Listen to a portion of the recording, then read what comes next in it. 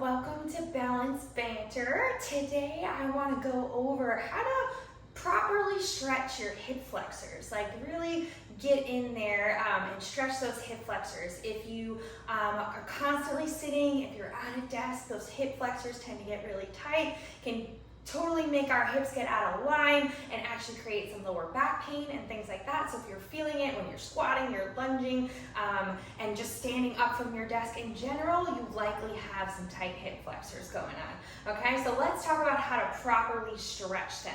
Okay, so commonly we want to put our foot out in front of us, right? And we kind of sink our hips forward to stretch here. And yes, you are getting a quad stretch, you are getting some hip flexor stretch, but if you really want to get deep into that hip, what you want to do is concentrate more on that pelvic tilt position that we talk about with core a lot. Okay, so you want to pull your belly button into your spine, okay, to engage your abs and tuck your butt underneath. So I already feel this right here in my hip, okay? I have very tight hips, constantly need to stretch them, and they still never get better, okay? But you want to tuck that hip underneath, okay? Pull your belly button into your spine, and you should feel that stretch here already, okay? So that's step one.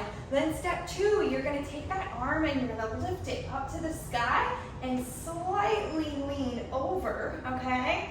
I feel that a lot right here in my hip, okay? And I know I'm not even like barely moving, okay? If you still don't feel it that much, you can sink forward a little bit, okay? But you gotta keep that tilting position of the hips, so keep it tucked under and slightly push those hips forward, but continue tucking and continue leaning.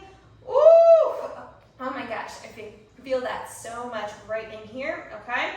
If you want to enhance that a little bit and like add a quad stretch, you can take something, put your foot up behind it, okay? So kind of like tuck that foot under here, okay? Then have this other foot in front of you, pull in, tuck under.